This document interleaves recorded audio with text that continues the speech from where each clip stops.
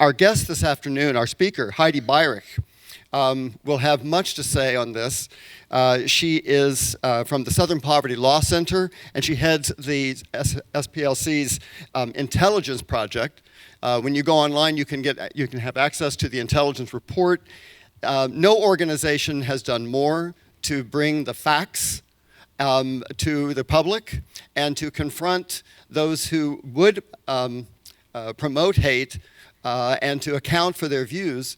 This afternoon, she's going to talk with us about trends and what the demographics tell us, what the data tells us, but she's going to go beyond that analysis and give us some actual things that we can do. So with that, I will give you Heidi Beirich.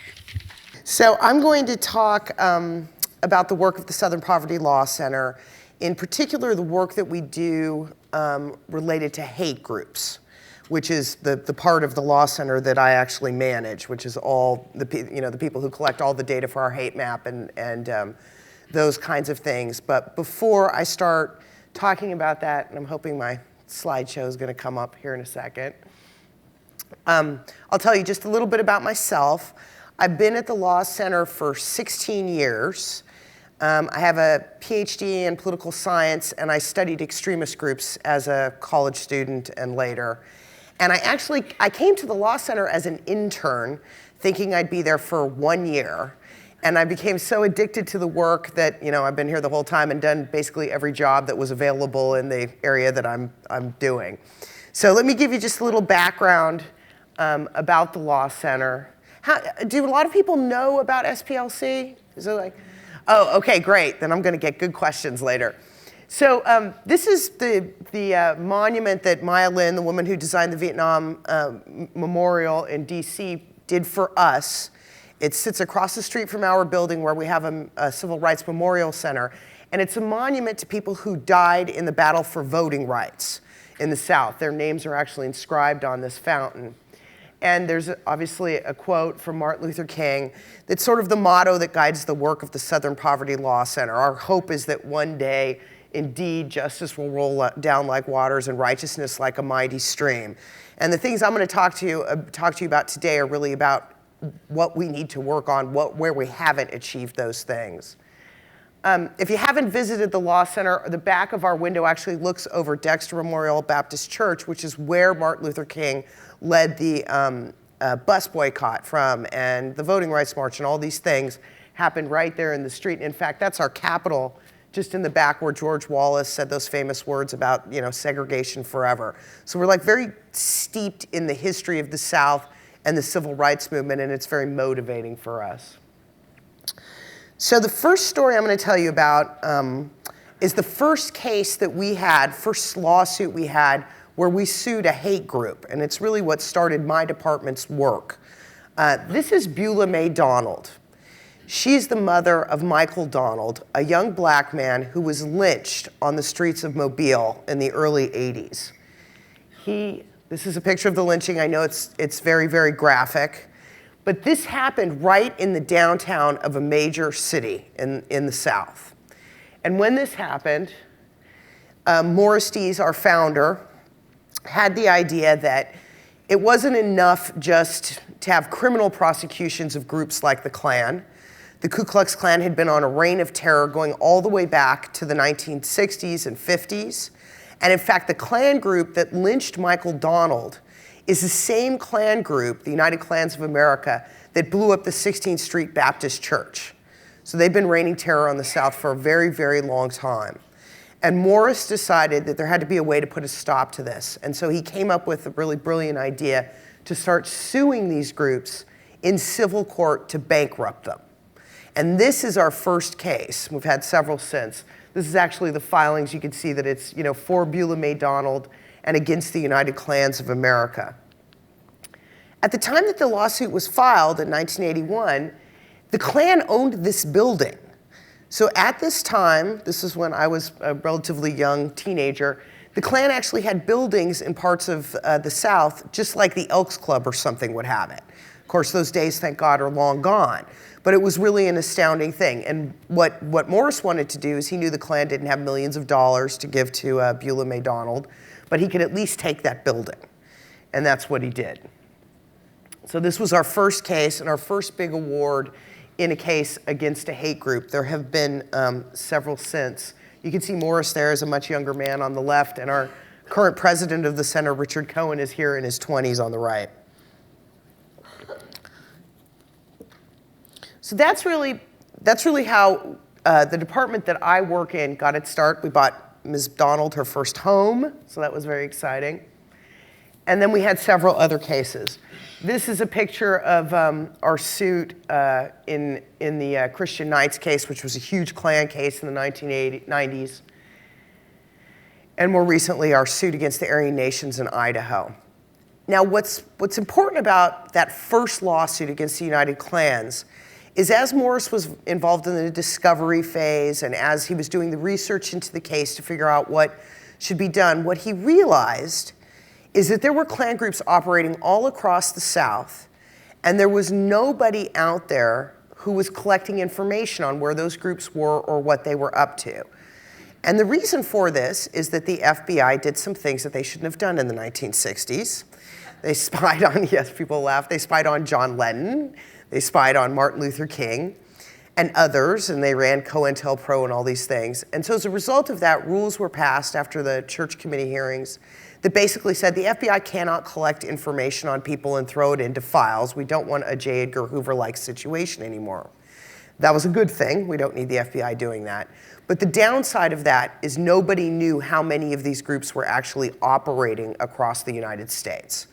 And so Morris's sort of second genius idea out of that case was, well, we can collect that information. We're a nonprofit, we're not a law enforcement body, and we can provide that information to the public so that people know where hate groups are operating, what they're up to, and especially so that law enforcement knows about this.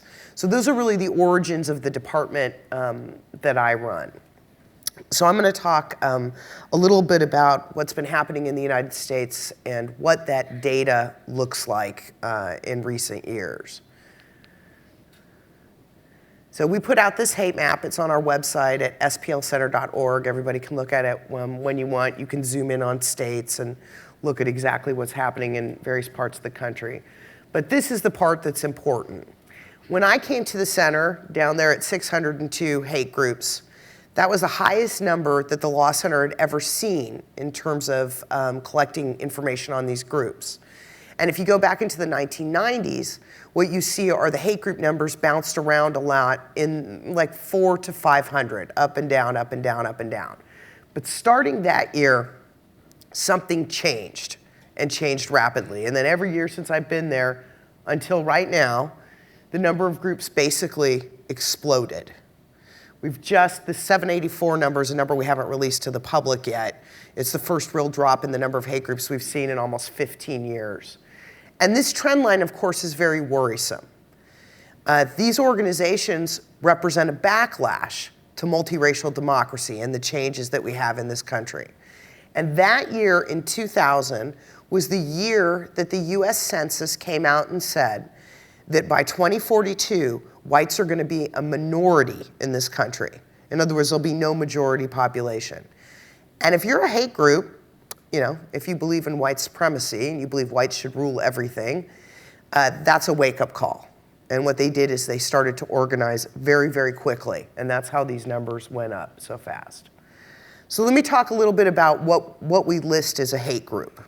We have traditional groups like the Klan. Obviously, that's the department I run started as Klan Watch. But there are lots and lots of other forms of white supremacy in the United States. In fact, we're very clever at coming up with sort of racist theories. There's one group called Christian Identity. I don't know that anybody here has heard of it. Eric Rudolph, the Olympic bomber, was a Christian Identity adherent. This is a particularly virulent way of reading the Bible in which you think that Jews are the spawn of Eve and Satan. And it's spawned a lot of bombers. So we've got things like Christian Identity. We've got the Klan. We've got skinheads, right, who are basically neo-Nazis and street thugs. And we've got all kinds of other groups. One of the fastest growing types of organizations in the country have been groups that hate gay people, anti-LGBT groups, basically. And we have now something like 40 plus of these organizations that we did not have on the list 10 or 15 years ago. We have Holocaust deniers. We have groups that can't stand Muslims, for example. And then we have a hodgepodge of all kinds of other groups. Groups like a Latino group that hates Jews, for example. And we also have black hate groups. 2/3 of the groups on the list, though, are white supremacists. And that's not surprising, given the fact that our history, basically, until the Voting Rights Act, the Civil Rights Act, and things in the 1960s, was a country that was ruled by white supremacist rules. These people want to go back to that era.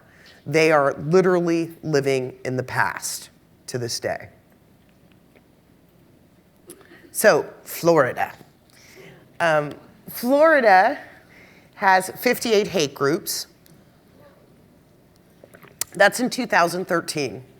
And I think that's the 3rd largest number of hate groups of any state in the US.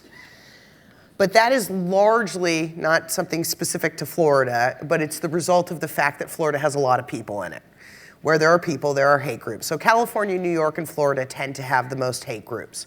And Florida has every kind of hate group, just like it has all kinds of people and great weather, which I wish was so much warmer. So you'll see skinheads and Klansmen with little white hats, and Neo-Confederate groups. These are groups that literally want to revive, go back to 1865, pre-Civil War, and bring that back. The Panhandle for years was filled with, kind of Confederate flag waving crazies. And you have a lot of extremist groups down along I-95. The fact of the matter is that hate groups tend to track large population areas and freeways, so that's not surprising at all. If you take the number of hate groups and divide by population, that's how you really figure out what states have a high number of hate groups. And South Carolina is almost always, or Alabama, where I live now, the winner in that category. It's not usually places like Florida that have lots and lots of folks. This is the Sarasota area. And what you see here are actually a neo-Nazi group that's a little north of here, a couple black hate groups that are active in the area, and then the O's represent other, so they're like a hodgepodge of, one of them is a publishing house that hates Catholics, for example. So that gives you a sense of the diversity. This is pretty normal for population areas like this. That's not to say that this stuff isn't a problem, but this is, we see this all the time. Now, Florida has had, however, just in the last few months, 2 major prosecutions involving neo-Nazis. There was the American Front case, which was a skinhead group that was preparing for a race war near Orlando that has been prosecuted. The feds did not do a great job in this prosecution, and most of the people who were indicted got off, but 2 of the leaders actually went to prison. And then I was here just a few months ago testifying in the trial of another neo-Nazi, a guy named Bill White, who threatened several judges and their families with death on the internet. And he got 17 years. So there's long been activity of this kind in Central Florida. And I've been asked many times, why is that the case? And the truth is, skinhead leaders talking to other skinhead leaders like the weather as much as other people do here. So that's why they end up down here. So I'm going to talk a little bit more in detail about hate groups. I put this up because this is actually related to a student who was at this college. He graduated, I think, about 2 years ago. And his name is Derek Black. He's right here on the edge of that photo. He's a very talented kid, but he was also the son of probably, I say, a top 10 neo-Nazi leader in the United States. And he was born and raised to attend almost every single hate event that you could think of. I used to do some work going to hate events, and I met Derek Black when he was probably 12 years old, and his father was already lugging him around to these places where they talk about how evil the Jews are and how terrible black people are and whatnot. When he came to school here, something happened. Something good happened to Derek Black. And he did a very hard thing, which is he renounced the beliefs of his father and everyone he knew and everyone he was raised with. That letter there, Derek Black emailed to Mark Potok, my colleague, in 2013, was his first attempt after the experience here being at the college, at New College, to explain how his views were rapidly changing. He's now a medieval scholar somewhere in, I think, in Michigan, and has apparently nothing to do with his father and his father's beliefs. So it tells you something about the power of college, right? That you come here, you meet these diverse people, and all of a sudden you're getting challenged on your views in a really good way. So kudos to Derek, because leaving something like that you've been taught for your entire life, hate, hate, hate, hate, hate, is amazing. That's his dad on the left. That's Don Black. He runs the website stormfront.org out of his home in West Palm Beach. He's a former Klansman. He's been involved in the movement since he was like 15 or 16. He worked very closely with David Duke. And Derek's father, Don Black, represents the biggest part of the threat that we see today in the terms of hate groups. You remember when I showed that map a little while ago, there was that dip happening right now in the number of these groups. That's because people are moving online. Stormfront.org, that this guy runs, has 300,000 registered users on it. Now, that's not the amount of viewers of the site. Those are actively posting extremists on that website. It gains, in terms of number of people on there, about 25,000 new people a year who log on, create a username, and then become active on the site. It has literally hundreds of thousands of threads on the forum, and it has sections of the website that are in Italian, French, Russian, you name it. What we're seeing lately is that people aren't as involved in formal groups anymore because they can be infiltrated by the police, your friends can rat you out for things. People are basically functioning as lone wolves anonymously on the web. And Stormfront is the biggest place where we're finding these people. I'll tell you something else scary about Stormfront. We took a look at the website, the people on the website, over the last 5 years. We published a report about Stormfront in April. And more than 100 people have been killed by active users on that website. So these are family members. This isn't just hate crimes, right? These are just killers, straight up killers that were active on Stormfront. And it tells you a lot about the kind of what happens when your mind is in this propaganda all day long. When all you read about are the evils of the Jews or the evils of black people or how there's white genocide going on or whatever the case may be, it ends up with fragile minds resulting in serious violence. And the kind of people that were on there were like Anders Breivik, the Norway shooter and bomber. He was very active. In fact, a large chunk of those 100 people killed were from that. But there were others. There was a guy who tried to bomb a Martin Luther King Day parade in Spokane, Washington a few years ago. And there are other websites just like Stormfront, like Vanguard News Network, that propagate the same kinds of ideas and result in the same kind of violence. I'm sure most of you will remember the man, Fraser Glenn Miller, who shot 3 people dead at Jewish community facilities in Overland Park, Kansas in April. He was on one of these boards. He'd posted more than 10,000 times. And he'd built up this hatred of Jews, deep, deep-seated hatred of Jews, by interacting with people on those forums. So these places are really where haters live today. In a way, they're hiding in plain sight, and where these ideas are sucked in and learned, and in some cases end up in violence. By the way, this is the magazine that we publish, Intelligence Report, that's about these movements and these people. It's free for anybody who's interested in it. We mostly target the magazine at law enforcement because, of course, they're like our first line of defense when it comes to all of this. Okay, so just a reminder. We've got a problem with hate groups. We have a problem with people being on these terrible websites. We have another problem in the United States that very few people are aware of in terms of hate, and this is hate crimes. Now, every year the FBI, they just did a few months ago, comes out and they put out this report and it says, oh, there were 6,000 or 8,000 hate crimes in the United States. And everybody thinks, well, that's terrible, that's a horrible thing. But there are many people who think, well, there's 300 million people in America, it's a problem, but maybe it's not a huge problem. Well, the fact of the matter is that the FBI's data is so bad, so badly undercounts the amount of hate crimes that happen every year, that the Bureau of Justice Statistics, another arm of the government that looks at surveys of people who are victims of crime, says that real numbers are more like 250,000 people a year who are victims of hate crimes. The difference between that big number and that small number is the result of people not wanting to report that they're victims of hate crimes, being feared that they'll be retaliated against if they say something, perhaps people who are undocumented or afraid of the police. It's also the result of the fact that a lot of southern states don't have protections for the gay community in hate crimes bills. They're just left out. And cop training is terrible. My state in Alabama has reported 0 hate crimes for several years in a row. It's not possible, right? I mean, it's just not possible. I mean, how is that possible? So, you know, I usually when I give talks, I always bring this up because I feel like if the general public were more aware of the extent of the hate crime problem, and it's not surprising given our history, right, that we would have these issues, that maybe something more would be done about it. So that's another dimension. It's not just the groups and the websites and the killers on the groups.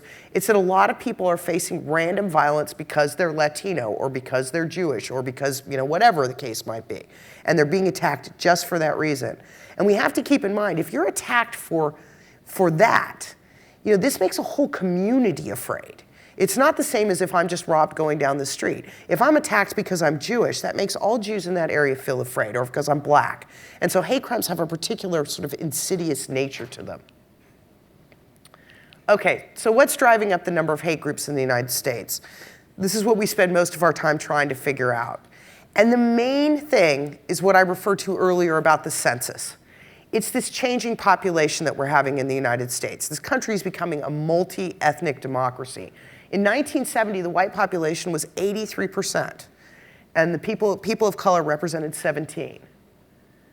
Today, we're at 66 and 34, and rapidly, the blue bar is rapidly moving up. In fact, in kindergartens and first grade classes in this country, the non-white population is more than 50% as of today. And these are this just shows you the same data in terms of what's happening. And largely what's happening is the Hispanic population is growing very quickly. And by 2060, we'll have no majority. This is coming. And if you're a member of a hate group, and this is what I worry about all the time, you're either going to get organized with people who are like-minded like you, or you may decide, like Fraser Glenn Miller, I'm going to go out with a bang. And we've seen a lot of that. This just shows you the population growth is mostly coming from people of color. There's other things going on. We've had this terrible recession. We know that recessions cause people to get frustrated and angry and join these kinds of groups. We've seen it over and over again. The 1970s, during the farm crisis, was the beginning of the first major anti-government movement, which had anti-Semitic roots.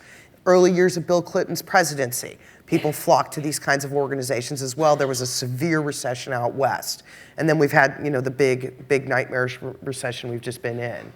This is the head of the National Socialist movement, Jeff Scoop, being very clear about what he was seeing at the time of the recession. I think this might have been in 2010.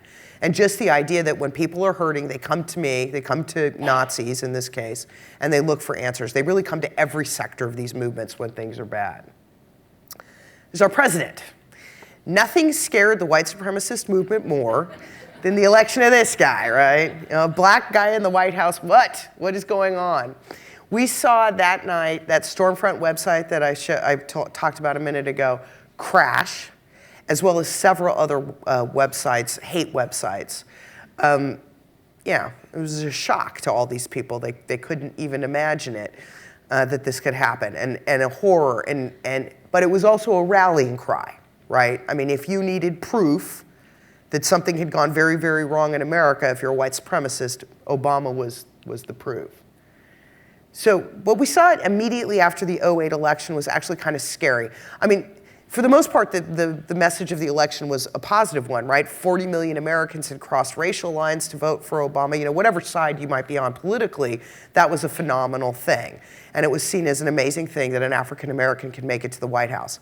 But that same night of the election, in the stories that were less known, there were hate crimes all across the country. Crosses burned in front of houses.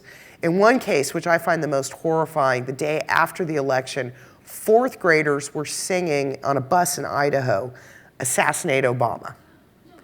So there was a really ugly underside to what was an incredibly positive occurrence. This was an article at the time about the race crimes that happened. We had in rural areas, like where I live, we had people like this sheriff. He wasn't disparaging Obama, but he came out and said, the people in my area in rural Tennessee are afraid because a black man was elected to the White House. They thought he was going to come take their guns, he was going to use the power of the government against him. So this is a real thing that happened and spurred more growth in the hate groups. And then we got this kind of stuff. The guy that I told you about that I testified against a few months ago actually produced this magazine. His name is Bill White. And he put this out immediately, knowing full well that his kinds of supporters would love a magazine like this. And he was right. And then there was what major white supremacist leaders like David Duke did. This is David Duke back when he was a little bit more respectable. I'm not sure he's ever been quite very respectable. He said that Obama was like the spot on your arm that you go to check for cancer. In other words, it's sort of a leading indicator of the fact that you need to get off your butts and start organizing because the end is nigh. And it really, really worked. When you see those hate group numbers going up, it was the result of activities like this around the 2008 election. And it led to a huge growth in the numbers of people of these inclinations who were moving online and talking online.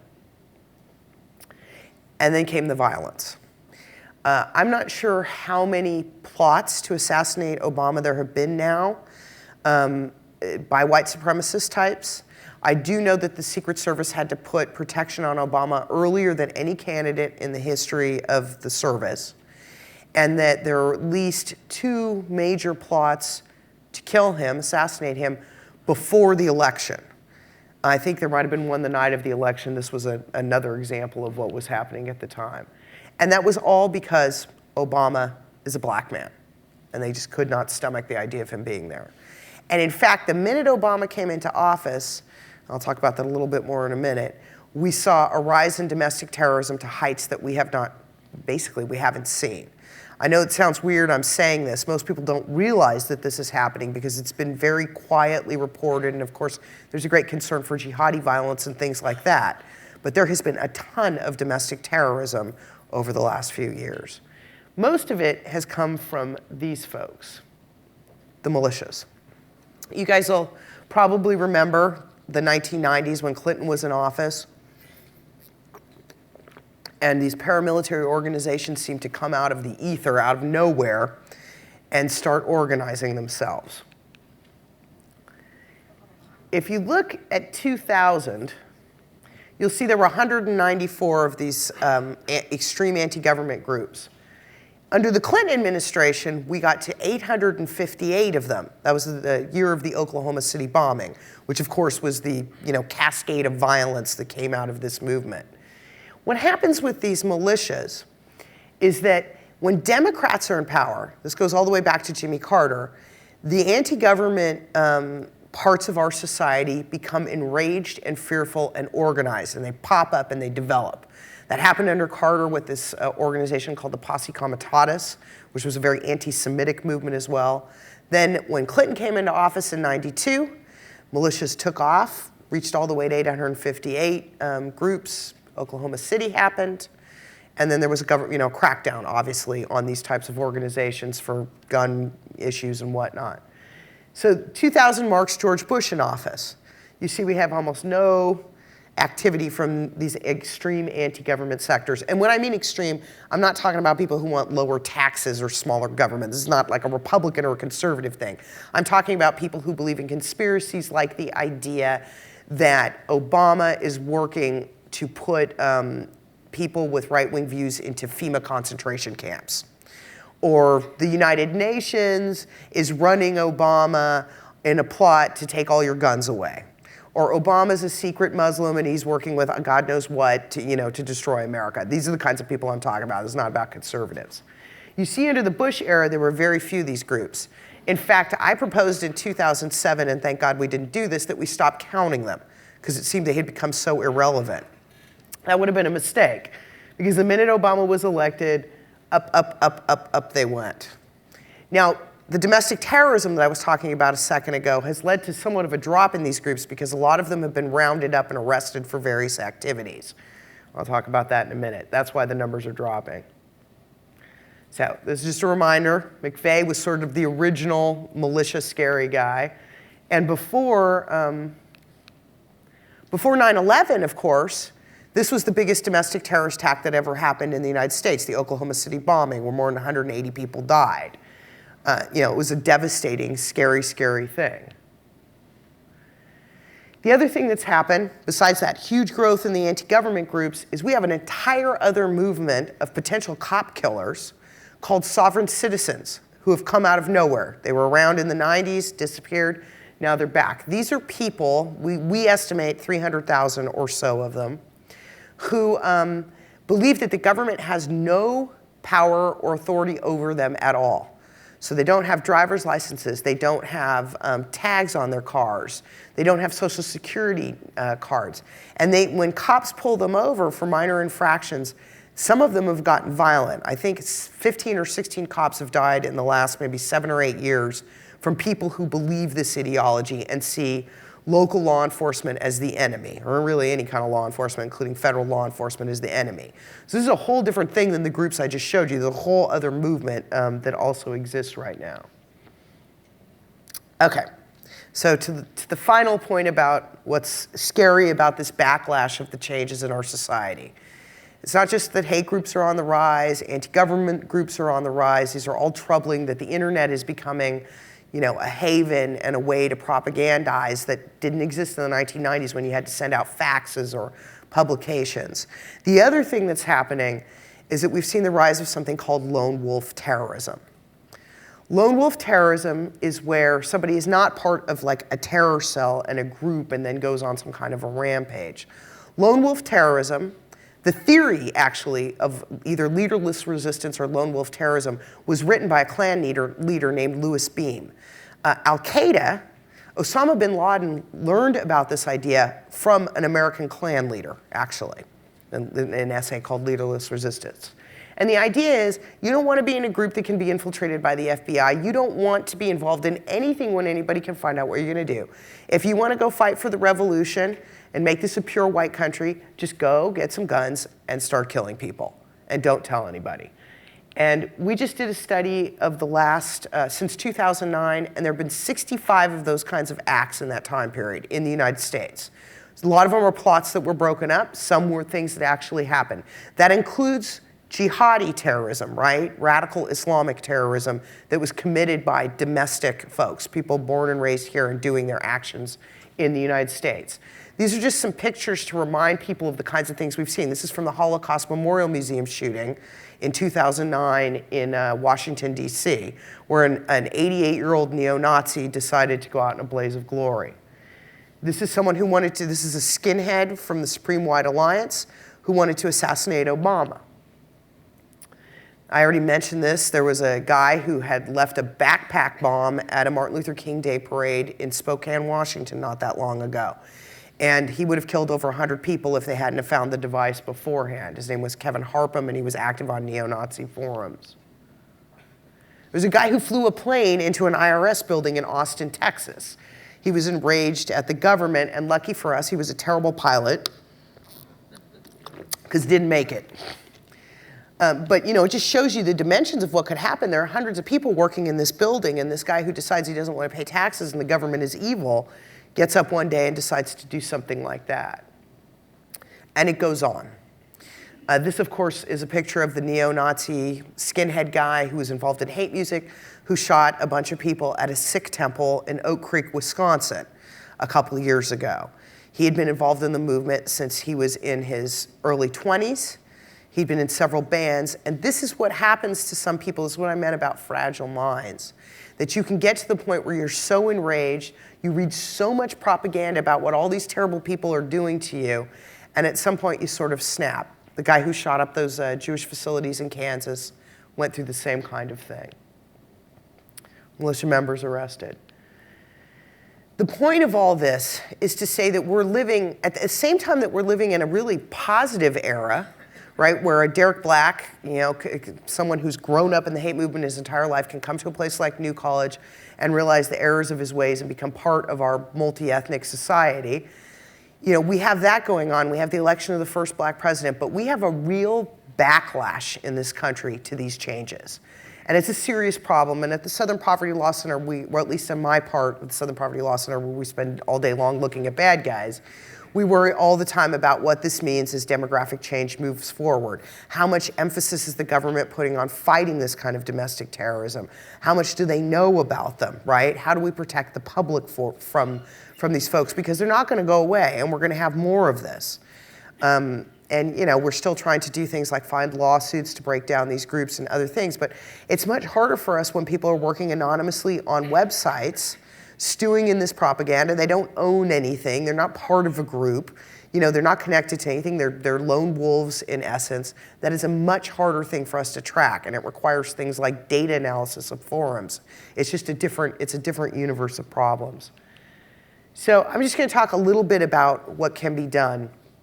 One of the main things that we're trying to do is make sure that law enforcement has the tools that it needs to combat this problem. Because at the end of the day, this is an issue mostly of violence.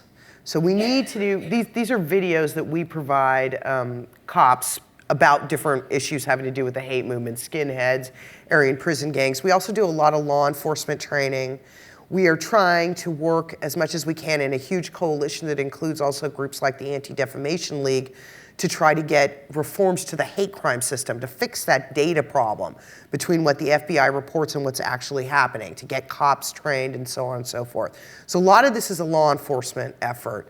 My boss, our CEO, was at the White House yesterday at a meeting on countering violent extremism that you guys might have seen on the news yesterday, where they talked about violence that's inspired by Islamic extremism, but also the kind of domestic terrorism that I was talking about here, and what needs to be done to address that, as well as the problems that we're facing from abroad.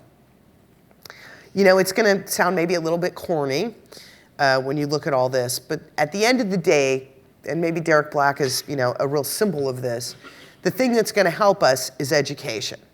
So the Law Center has a program called Teaching Tolerance that tries to give teachers anti-bias education tools that they can use so that kids start off from young without harboring the kinds of ideas that leads a Wade Michael Page to shoot up a Sikh temple, right? I mean, this is really where the kind of, this has to start at home.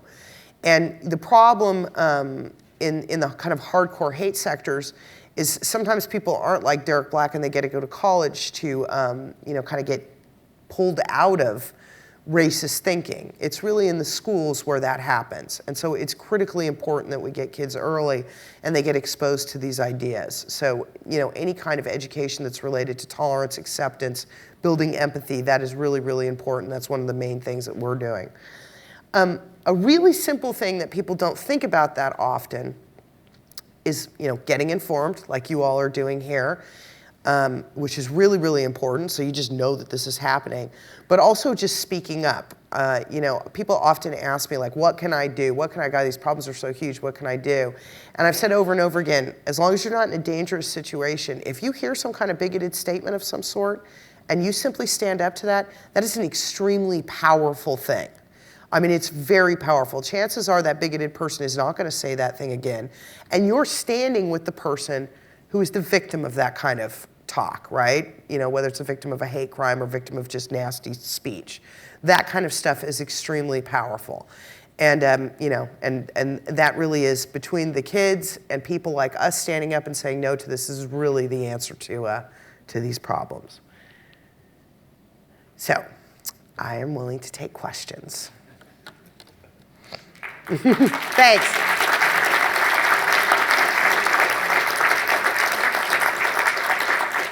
Yeah. Talk radio, okay, seems to throw all the coals on the fire. You ever listen to Mark Levin? Okay, at times Hannity can be like that. I mean, you saw a picture of Hannity with the sovereign. Yeah. The sovereign guy from Texas. Mm-hmm. Okay. Why isn't more being done to speak out against that kind of speech which inflames these wackos? Well, you're right. It inflames these wackos, and in a shockingly large amount of cases, the stuff that like a Michael Savage says or a Mark Levin comes right out of the mouths of these people. In other words, there's almost a pathway from the radical right, the crazies that I'm talking about, through talk radio into the mainstream. It's a huge problem. It's talk radio, and frankly, certain parts of Fox News are becoming megaphones for extremist ideas. You know, if you look back, if you look to the 1990s, you did not have the ability of people to propagate to like 8 million people on a radio ideas from the radical right. That stuff, that malicious stuff kind of stayed over there. Now it's not. Now it's spread everywhere. And you know, we're trying to speak out as much as we can about this. We are terrified. I mean, the worst thing that can, it's one thing to have a hate group over there saying crazy things. It's a whole nother thing for what they're saying, what, let's say it's racist or anti-Semitic, to show up in the mouths of someone who's got an audience of 8 or 10 million people, right? I mean, that's really, really serious. And then the next day to find a, you know, a political figure, someone elected to office saying these things. You said, you know, Obama doesn't love this country. Obama has faced so much vitriol, whatever you think of as politics, so much vitriol that is crazy that you would not have heard 10 years ago. A secret Muslim, not an American citizen, whatever the case might be. So you're right, this is a huge problem. And there's not much, you know, to counter it, right? I mean, there's not much, other than groups like Media Matters, us and others saying over and over again, this is bad, this is bad, this is bad. You know, there's not a lot of speech. I mean, I have to be honest, and especially in like Republican ranks, it's calling out their own folks about this kind of talk, unfortunately. And I don't think that would have happened in prior eras. So you're pointing to a very, very serious problem. Mm-hmm. So given that a lot of these hate groups are moving from the real world into just media in the virtual world, and you have countries like France, Germany, Great Britain actually taking action against hate speech, do you think at some point in the future America can modernize their speech laws to increase hate speech? Yeah, I'm a First Amendment diehard. so for me, the answer to this hate speech is more speech, not less speech. Now, if you were talking to the typical German, they would greatly, greatly disagree, right? You know, obviously in places like that, Holocaust denial is a crime. Most European countries have some sort of form of hate speech restrictions. You know, opinion, even among people who support the restriction side of it, is a bit divided about whether or not what you're just doing is having people shift from one set of words to another set of words but express the same idea. Maybe, like I have a good friend who is a German academic, and he feels that one of the problems with the German hate speech laws is that people go underground, they don't express what they're thinking, and therefore there's never a counter expression to them. So they kind of live in their own universe. Now, I have to say, I think almost all Americans are biased towards the First Amendment, so it's a complicated issue. I certainly am. I would rather fight speech with more speech. I don't like the idea of the government choosing what we can and can't say. It's a very American thing. Let me try to get someone in the back. You started your presentation with your strategy being that you have lawsuits and then as compensation you take the property. How do you address that? How do you change your strategy in the internet age where now you're saying people are having hate crimes on the internet, there is no property, there is no accountability. So where do you and how do you adjust your strategy to present conditions? That's a good question. I mean, the truth is, to some extent, we've been victims of our own success on the lawsuits because the hate groups have figured out we just shouldn't have property. So that strategy is less useful, right? But what we do, which I didn't talk about that much here, is we have a whole investigative journalism part to the department. And we use investigative journalism to shut groups down. Usually by simply holding them to their own words. In other words, exposing their own dirty laundry. So for example, I was telling someone earlier today, we did an expose on a hate group, a hate music outfit that was actually passing out CDs in schools. They were trying to recruit young people to their nasty beliefs. And we did some research on the guy and found out that two things about him. One, that his mother was a Mexican national, and so, which doesn't work out too good when you're in the hate group world. And that he had been in jail, and there were all these pictures of him with Latino gang members in jail. So that's sort of a low-end strategy to break apart a group. He, of course, was run out of the movement as a result of that, because you can't, can't be Latino and be a hate group member. But we've also done things where we've exposed infighting among groups that then encourages more infighting. We had one, probably our biggest thing was we severely harmed the National Alliance, which was the scariest neo-Nazi group in America. Timothy McVeigh based the Oklahoma City bombing on a fictional novel written by the head of this group, the National Alliance. We were able, after their founder died, to expose all this, one guy criticizing another guy, criticizing the other guy, all this infighting. And as a result of that, split that group apart. So we've been doing a lot of investigative journalism to affect them. Then there's always criminal stuff, right, which we don't talk about, but when we do come across, evidence of criminal activity, we turn it over to law enforcement to deal with. So there's that as well. So yes, you're right about the lawsuits. They're much rarer in the future, I'm sure. Yeah. Yes, you must not get spoken about YouTube, because only about internet, but nowadays everybody with a smartphone can post a video on YouTube, and particularly ISIS is now using YouTube in order to spread the word to all around the world, and that is a very critical and very dangerous phenomenon. And particularly if one reads a bit more about ISIS, which probably in the beginning was totally was not fully understood, how far it goes back to the early Islam situation. So these people, they're not talking about Sunnis and Shiites, but they are talking about fighting, bringing Islam to the world. So the early Islam has totally different understanding. I know this is not yet a main problem for the United States, but worldwide, this will come very soon to the United States as well. It is becoming a day-to-day problem in Europe. Well, we've had, that is true. We've had, since 2009, I think, 5 or 6 domestic terror attacks. The attacks took place here, and the people involved were Americans who were radicalized at that time by, this is before ISIS, of course, was by Inspire magazine and Al-Qaeda magazine, which is actually run by an American. The magazine was run by an American who was living, I think, in Yemen. So what I can say is what you're talking about, YouTube, Twitter, and every other part of the internet, we have to understand that these extremists, whether they're white supremacists or they're people with crazy, archaic Islamic ideas like ISIS, they are all as sophisticated as all of us are. So their ability to employ the propaganda tools that are available today are very sophisticated. We can't get in the mindset of thinking that these are a bunch of Klansmen running around in the middle of nowhere with no internet connection. That is false. They are just as good or better than most of us at using these techniques. And I'm sure you're right that we're going to see more of that in the United States. It's hard to stop, and it's easy to propagate. And it's cheap. It's cheap as well. That's what technology has done. Okay, yes? What can be done to counter the extreme hatred that is engendered in our jails? That is a fantastic question. Would you repeat the question? I'll repeat it. She asked, what can be done to counter the extreme hatred that's engendered in our jails, in our prison system? And the fact of the matter is that the prisons are so segregated and so run by basically racist gangs that if you end up in prison, it is very hard to survive without allying yourself with something, whether it's the Mexican mafia, the Aryan Brotherhood, some other thing. It's a terrible, terrible problem.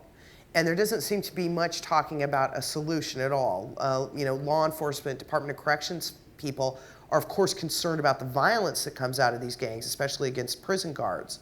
But oftentimes they feel helpless to do anything else but allow these gangs to sort of run the institution. Otherwise, they get terrible, terrible violence. Our prisons didn't used to be segregated. This started in the 1960s with the rise of the Aryan Brotherhood in California. And this is such a serious problem that we've had real debates at the Law Center about hate crime enhancements. Because let's say you're a 16 or 17-year-old white kid and you deface a synagogue with a swastika. Does it make sense for us to send that person to prison where there is no question they're going to come out as a hardcore racist? That there's no doubt about it. That's what's going to happen. In fact, a lot of people who have entered the skinhead culture get there by way of a prison period. So it's a really good question, and I don't have an answer for you. And these gangs are ruthless. I mean, in the last year, I'm sure most people saw the the member of a group called the 211 crew that assassinated the head of the Department of Corrections in Colorado. First killed a Domino's pizza guy, then assassinated him, then went on the run and was killed. We've had some really bad violence out of these. And that's why we created that, the prison gangs video, actually, that we give out to cops. So it's a good question. Yes? What about some of the hate music that flows out of, I guess, Hollywood or whatever it is? Whatever the groups, recognized groups who are making a lot of money, and you sit there and say, kill this group, kill that group, or shoot cops. Is that part of the red shirts? Well, the worry that we have with the music, the guy who shot up the Sikh Temple was in a bunch of hate-core bands. And the I'm talking about people who are not mainstream, you're talking about mainstream. What I was gonna say, of hate language. he came through a more mainstream band. That's why I'm bringing this up. So there's a path. There have been a lot of people who've ended up even more hardcore and have made their way through certain parts of the scene. Look, there is music that is anti-gay, anti-woman, all kinds of stuff out there. So we spent the last year sort of basically putting pressure on iTunes to stop selling this kind of stuff. We figured that Apple, being the largest seller of music out there, could follow its own terms of service and stop selling hate music of various kinds. What we tend to get as a pushback is freedom of speech arguments from organizations like Apple. That's what we tend to get, or someone's acting in a persona, or whatever the case may be. That said, they have started to remove some of the more vile material. And a few years ago, they went through and actually removed some really nasty anti-gay music coming out of the Caribbean, which was about the murder of gay people, basically, celebrating the murder of gay people. But I mean, you're talking about an important issue and one that the industry doesn't really want to talk about. They don't want to talk about it. And they make money off of it. Couldn't you have a lawsuit? I'm a big lawyer. Couldn't you have a lawsuit based on one of these major music companies that has a lot of money, who's putting out? There's a lot of money, but you'd need a victim, and you need to be able to show causality. I'm also not a lawyer, but I've gone through enough of this, like, Morris, why can't we sue these people conversations? And it's like, well, you got to prove this, you got to prove this, you got to prove that. Money on hate. Yeah, but you've got to tie somebody who becomes a victim of that. You have to have a victim, right, that you can tie directly to the music and prove there's causality. You see what I'm saying? So I understand your point, and there might be an innovative case there, but it would be tricky. It would be tricky. And you'd still have free speech issues that you'd have to deal with. But it's a good question. Yeah, woman in red. Would you comment on the rise of the strength of the NRA and the rise? Well, let me say a couple things about that. One, every time a Democrat's voted into office, the NRA gets a whole lot more members. And ammo starts being produced 24/7, and there becomes this general fear of a loss of weapons on the right wing. That's not just the radical right, I mean conservative sectors in general. That happened with Obama as well. The NRA benefited from that big time. But the NRA has been willing to play footsie in certain cases with some very extreme elements in their activities. And so we have written about that when it happened. It's worrisome. In the 90s in particular, they said, they called all government law enforcement jackbooted thugs. It caused George Bush Sr. to denounce them, actually. So the NRA is going to take advantage of and sort of proliferate this mythology about the threat of weapons going away. And of course, after the Sandy Hook massacre, they did that as well. In particular, they went a little crazy at that time. So they're a problem. They gin these people up, and they make people who are really paranoid about weapons think that, Obamageddon is coming to get their guns. And sometimes people end up shooting people because of this stuff. So it's a serious problem. I don't know who's had their hand up for a really long time? Okay, I'm sorry. Does the definition of hate group have to do with people, or can it deal with property? It seems like a number of years ago, some federal agency identified environmental groups as a major homegrown terrorist threat. So could you just talk about whether hate groups deal specifically with people, or whether they also can focus on property? Well, what you're talking about is under Bush, the federal government actually said, the FBI actually came out and said, as a matter of policy, that the only kind of domestic terrorism that exists in the United States at that time, this is like 2001 maybe, was eco-terror, meaning groups like the Animal Liberation Front and the Environmental Liberation Front, who were absolutely involved in a ton of property destruction, right? There hasn't been much lately, but at the time, I remember there was like a huge condo complex that was burned down. There was an attack maybe on an Aspen ski resort, you know, and these kinds of things were definitely happening. At the Law Center, we were concerned because of the possibility of loss of life from these actions. Those people have, except for Ted Kaczynski, if you count him as one of them, and I'm not sure I would, no one's ever died from those kinds of attacks. The hate groups that we monitor are not as much into the destruction of property, although they will tag buildings and things like that, as they are much more involved in things like hate crimes and violence. That they're very different than those eco folks, definitely. Yeah, I feel like I'm like not being fair about this. Go ahead. Is there any correlation or any sort of organized effort on behalf of these groups to recruit and elect candidates for public office? Yes. Yes. There is actually a racist political party called the American Freedom Party. They just changed their name. I don't know what the new name is. That ran a bunch of candidates in the last election. They're just basically not successful, which is a good thing. It's a really great thing. I mean, they tend to get just a few votes. Now, that aside, a member of the League of the South, which is a white supremacist group that believes in Southern secession, was voted as a county commissioner in Anne Arundel County in Maryland. So there are moments at which these people get into office, usually because people don't realize who they are or what they're about. In fact, we do a lot of publicity work and publishing work around extremist candidates just so that that doesn't happen, right? So what you might have in a case like that, this guy's name is Michael Perutka. You might have people who are straight ticket voting and somehow a person with extremist ideas slips through the primary process and people don't realize that they're there. So, you know, you gotta really warn people.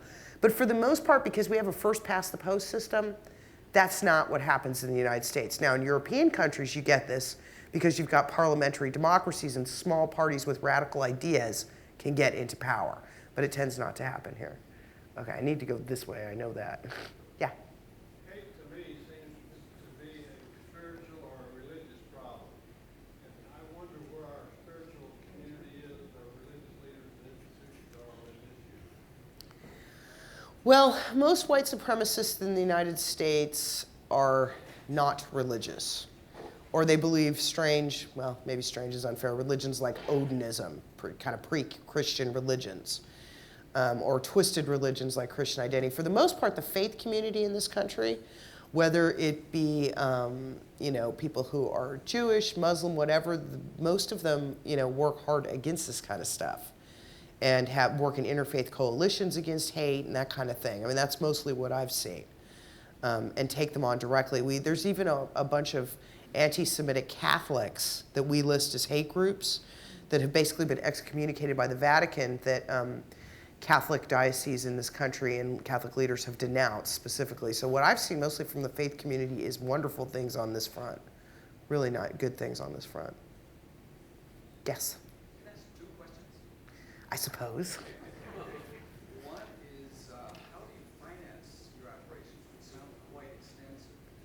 And second, to what extent do you have a problem with people hating you? Well, we got that problem. The work that we do is funded mostly by individual donors, a little bit by foundations. We are very lucky to have hundreds of thousands of supporters who are very generous. And I've only talked about a really small part of our work today, because we have a huge teaching tolerance program that does all this education work far beyond the magazine that they produce. We have an immigrant justice project. We have legal folks who work on education reform, juvenile justice reform. So there's all these other things that are going on. And most of it's funded by individuals, which is an amazing thing. And we're very lucky to have enough resources to do a lot of good work. In fact, my project is the smallest of the three projects. Legal is the largest, the legal department, and it has many different parts to it. So there's that. And then in terms of the safety issue, you know, there are about 35 or 40 people in prison or who have been in prison because they want to blow up the Southern Poverty Law Center or kill Morris Dees, one of our founders. So it's a problem. And there's a few of us who speak publicly and who do sort of, public appearances, television, things like that, who live under round-the-clock security because these people really, really hate us. And, it is what it is. Somebody's got to expose them. Mm-hmm.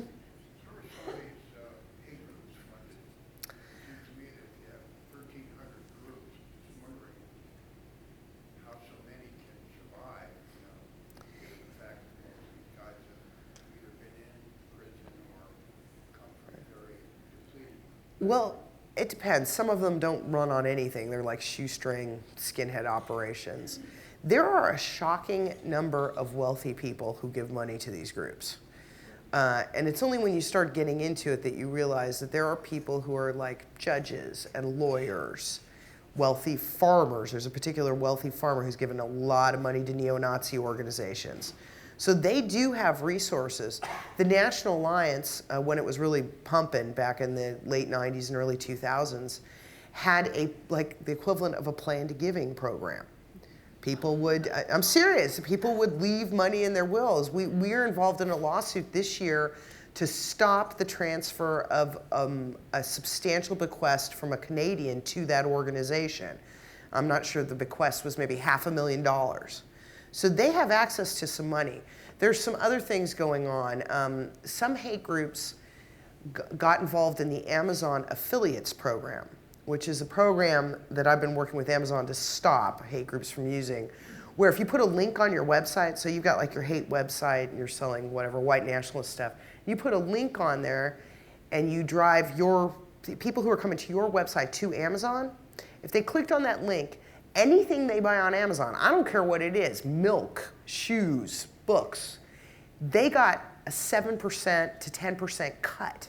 So there were a couple hate groups that were bringing in like $35,000 every 3 months off of this Amazon program, which hopefully is now being shut down as a result of some of our work.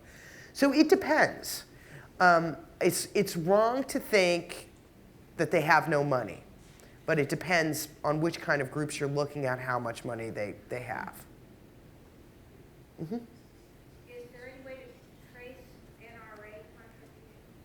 Well, the NRA is a 501c3, so they do have to provide a certain amount of public information, but not down to the individual donor. Neither do we. I mean, no 501c3. Oh, to these extremist organizations? Well, in the cases of some of the biggest organizations that we've looked at, like the National Alliance, where we have some financial information that we could look at, I've never seen anything like that. That doesn't mean it doesn't happen. I haven't seen it. Yeah? Is there an estimate of the number of people involved in hate organizations, like as a percentage of our total population? I know they may be influential out of numbers, but... That is a really hard question to answer, because these guys they're either not going to tell you how many members they have, or they're going to tell you they have like 50 million members, right? Because they want to exaggerate. Our best guess, when we look at things like Stormfront having 300,000 registered users, about 200,000 are in the United States. Some people, academics have estimated the Klan has maybe 10,000 members. The Christian Identity is about 50,000 people. So taking these kinds of bits and pieces, I've said before, maybe a couple million. If you widen the net a little further to look at surveys about people who have hardcore racist type beliefs, who consistently think that, for example, the surveys are usually about blacks are more criminal than whites, those kinds of questions, then you're talking about pretty decent numbers in the United States. Maybe 20, 25 million people who might have pretty seriously racist views or anti-Semitic views. The ADL does a really good job on measuring that. And I'm not sure what their numbers are, but we're talking millions when it comes to those. So I'm not a hardcore member of a hate group, but a person who would probably agree with most of what they say about black people or immigrants. And look, this isn't surprising. I'm 47 years old, so I was born in 1967. That wasn't very long after this country was flat out white supremacist. So should we be surprised that people would have white supremacist beliefs, or that their children might inherit those white supremacist beliefs in large numbers. You know, I mean, for the most part, the country's going in the right direction, but we have to remember this history, it's not long gone, right? It's relatively recent. Yes? What do you know about conservative daily? I get these emails from people from the conservative daily, and they're very right-wing, very right-wing opinionated pieces that are so far. Is it an internet kind of thing? I don't know. I was hoping that you would know. I don't, off the top of my head, I don't recognize it. Slanted to the right, but there's I'll look it up. I mean, it's possible. You know, I've got staff members that are covering different parts of the movement, and that might be something that somebody that works with me runs into, but I don't know it off the top of my head. Heidi, I think we would like to just take 2 more questions, Okay, if we can. all right. Anybody over here? Because I haven't looked this way very well. Okay, let me go back over here then. Yes, yes ma'am. I'm sorry. Stations like Fox have to make money. So do you ever mobilize your 100,000 supporters to contact the advertisers, to lean on them to pull their ads? We have run a couple campaigns like that. Most notably, we did one against Lou Dobbs when he started bashing immigrants. Of course, he was on CNN at the time. Now he's on Fox Business News. And eventually, with the help of other organizations, we got Lou fired for lying about immigrants on the air. So we have been involved in some of that. We've also worked with Color of Change on advertisers on particular radio programs that were very racist. Like there was one called, I'm not going to get the name right, like the Joey and Something show in Los Angeles, where they're regularly bashing, it was like a morning drive time program, regularly bashing immigrants, and we helped on that campaign as well. So we've been involved in that. I don't believe we've ever done anything on Fox, but I might be wrong about that, but I don't think so. We've criticized Fox repeatedly for all kinds of things, but I don't think we've done like an advertising thing. Okay, final question? Yeah, I just wondered, is there an intellectual component here, hate groups, people who Yes, there are certain, yes, is there an intellectual component to this? People who like write blogs and books. Yeah, the most important living anti-Semite is Dr. Kevin McDonald, who until a year ago was a professor of psychology at Cal State Long Beach. He created a 3-volume series of books that explained why you should hate Jews. He like modernized Mein Kampf, if you can believe it. And he served on the faculty there, and he got all the way to tenure while publishing these books. He's just one example. There was a professor called Glade Whitney, was somewhere here in Florida, who was a biological racist. Sometimes what you have is people get tenure, right, and then they've got academic freedom, and when they get academic freedom, they sort of come out of the hate closet and start producing these materials. And there's quite a few of them. We've written entire stories, 10, 15 different academics, Holocaust deniers, biological racists, anti-Semites. So yeah, this isn't, you know, sometimes people have this stereotype about these people, that they're ignorant or stupid or whatnot. Oh, they're misguided, but they're very well read and probably read more than the average American, and that's something that needs to be kept in mind. Okay. Heidi, I think we've all become much more enlightened tonight. And on behalf of New College and our community, Thank you.